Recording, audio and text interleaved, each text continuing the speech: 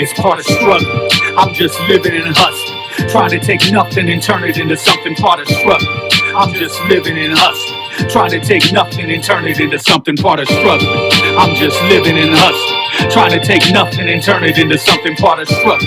I'm just living and hustling, trying to take nothing and turn it into something. They got me stressed, but I give it my all, never no less. Can't even lie, my life's a wretched mess. I walk among the snakes and the wolves, assassins, predators, and backward ass fools. The hurt and pain for me turn to jewels. That's why I love the struggle, it gives renewals. Somebody cried today, somebody died today. Don't sleep your life away, angels will fly away. Get what I said here, what I said there. I can talk about that life cause I've been there. I fought depression and suicidal tendencies.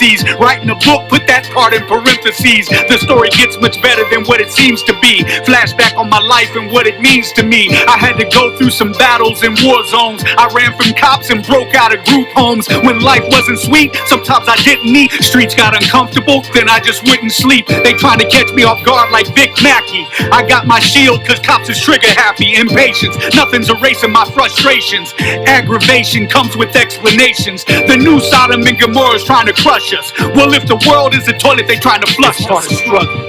I'm just living and hustling, trying to take nothing and turn it into something. Part of struggle. I'm just living and hustling, trying to take nothing and turn it into something. Part of struggle. I'm just living and hustling, trying to take nothing and turn it into something. Part of struggle. I'm just living and hustling. Peace, blessings, salutations. Yarima Karama here again with another segment. Real life, real talk. These are the days of our lives. So, got an inbox, a couple inboxes that I wanted to touch on, and the stories are both. One is quite frankly just mind-boggling, but in the current climate and temperature, and with racism the way it is, it really isn't mind-boggling. It's probably more a sense of entitlement for some than others. And then one is dealing with, things that are happening in our community that we really need to be privy to.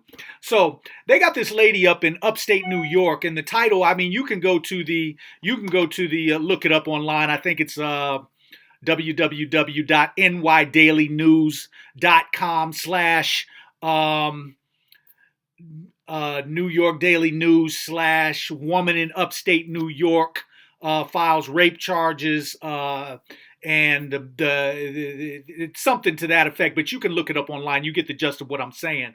But anyway, this lady, her name is Maliatra Montez. She's 40 years old. So she lives in upstate New York, has a situation where her daughter is missing. So she calls the police to put out a missing persons report. Daughter missing. So this cop shows up. Cop by the name of Chester Thompson.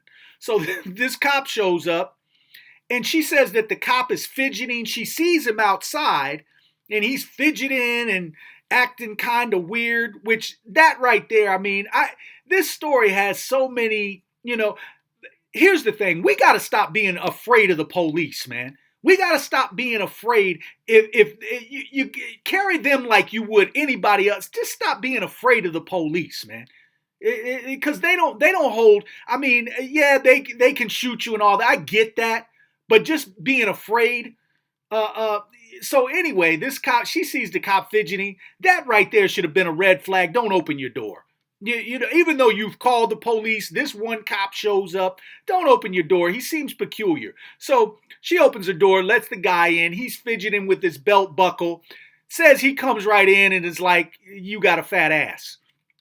And basically she's like, "What? Well, hey, what's going on?" And so then he proceeds to pull down his pants. He's looking around, proceeds to pull down his pants. Somebody comes, I guess a cleaner or somebody comes that's going to clean the house. The cop opens the door. He's got his pants back up now. Opens the door, tells him to come back later. He's doing a report with this woman. Shuts the door, locks it, pulls down his pants, has her perform oral sex, then tells her to go to the other room and get a condom, and then it proceeds from there. Now, I don't know. The story is real because they filed the charges. The dude pled out to misdemeanor some type of mixed misdemeanor sexual assault or something where it wasn't really the rape. They had 3 other incidents with this guy. He's been having this issue. Of course, he's white. She was black. But when he tells her to go to the next room, first of all, I don't know how he knew that the woman had a condom. I don't know what conversation they had. They didn't really go into detail in the article. In the article, it just makes it seem like he told her to go to the other room, like he was privy that she had a condom. So my antennas went up off of that. But says that she came back out and she's got a son there, a little 1-year-old son, tells her to turn around and face the son while he rapes her from behind. And so, but here's the thing, is that you just had this cop in Oklahoma who was doing the same thing to black women in Oklahoma, because the premise is in their mind is in this cop in Oklahoma, I think he was Asian, but the premise is in their, well, they probably thought he was white, but the premise is in their mind is that they're black. So they don't have anything coming in the judicial system anyway. In his case, he was wrong, the guy in Oklahoma. And in this case, even though this guy pled out to misdemeanor charges, he still beat the rape. So she's filing a lawsuit on that. It's just like, man, first of all, men have to get back in the home, period. Have to protect the women. And bottom line is citizens, communities, they got to stop being afraid of the police, man. We're literally in war zones right now. It's not time to be fearful of anybody, really. You got it, because people sense fear. Predators sense fear. So I wanted to bring that up again. This sister's name is Maliatra Montez. And see, my thing is while this is going on, he's in her house. I'm sure she's afraid, that she might go to jail or something. But at the end of it, you don't know if the cop is going to shoot. I get it. But she should have screamed or something. When the guy came to the door and, hey, I'm here to clean, she should have went to the door. First of all, the cop, she already let the cop in, but this is my home. I'll answer my own door. Look, I want you to come in here because I'm not feeling comfortable alone with this cop. And so it's just, it's crazy. I hate that the sister had to go through that. We got to stop being afraid of the police. So second issue that I got sent in, and I'm liking this to a certain extent. They're having a boycott down in Dallas of this particular Asian facility. I guess it's it's a gas station, convenience store, that sort of thing. And so they're saying that there's the brothers and sisters down there are complaining that this Asian, basically the Asian staff in this place are disrespecting the blacks. One Asian guy in particular, Chinese guy, is disrespecting the blacks. So they had a demonstration outside of his facility, a boycott, so to speak. They were marching and trying to stop patrons from going in to patronize his place of business. I love it. And so, but the police showed up saying, hey, you can boycott, you can march or outside here, but you can't stop people from going in to buy. Okay. But then they did an interview of black patrons who were buying gas and spending their money. So the one guy says, well, hey, I fought in war. These guys, he's Chinese. He never did anything to me. So, I'm going to continue shopping here. I mean, the one lady says, with a shower cap on her head, says, yeah, he's, I've never had any problems here. I come here to buy my lottery tickets and, so I'm going to basically continue spending my money here. This is the exact reason why we can't be successful, because we can't stick together. So just that form of division. First of all, and the one brother said it right, it's like, if you're in our community doing business, the last thing we're going to allow you to do is disrespect us in our community. But it's an even bigger picture than that, because See, if you had black business there, if you had black business, why does a Chinese guy, an Asian guy, feel comfortable enough to come into the black community to set up shop when you can't go into his community and do the same thing? Why does he feel comfortable enough? I think we need to analyze that. We need to start analyzing why people feel comfortable enough to come into the black community. Why this cop felt comfortable enough to come into the black community, come into a community and rape a woman in her own home.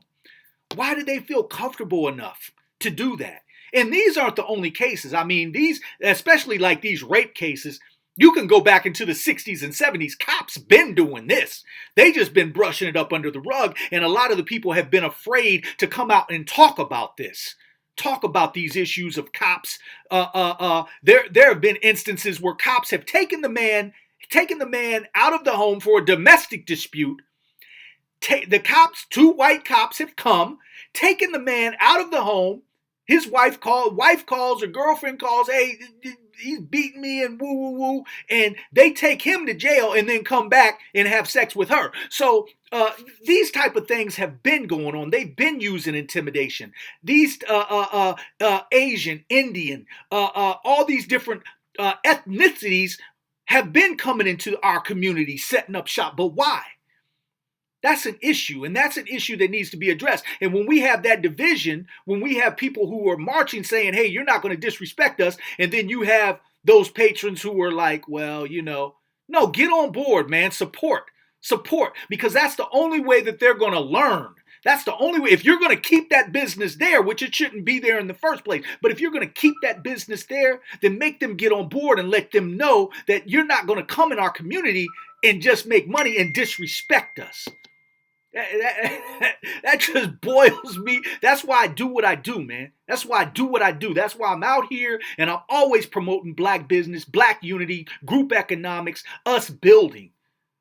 We gotta do better, man. And for those that don't know, literally we're in a war. I don't know if you are paying attention or not, but yeah, things are going on and it's about to get worse. So I say it all the time. We're all we got. Let's start acting like that. That division, man. You see people out here marching and you're going to go right by them and know what the issue is. And I've been in Asian shops. They are quick to disrespect. They're quick to do that shit, man. And these patrons are just going, oh, he hasn't done anything to me. I mean, okay. Yeah, he didn't do anything to me. Because we don't see the brotherhood and the sisterhood with one another. Because what he did to your brother or your sister, he did do to you. But because you can't see the next black person as your brother or sister, if that was a family member, if that was my family, and literally family, what would I look like going into that shop and you disrespecting my family member? Oh, because it wasn't me, or you got my brother. Yeah, FOH, man. Yurima Karama, again, with real life, real talk. These are the days of our lives. So hit me, connect with me, Facebook, Instagram, Twitter. Go to my webpage, www.yurimakarama.com. Go there for booking info, messaging, and to find out my performance dates and locations. I'm out.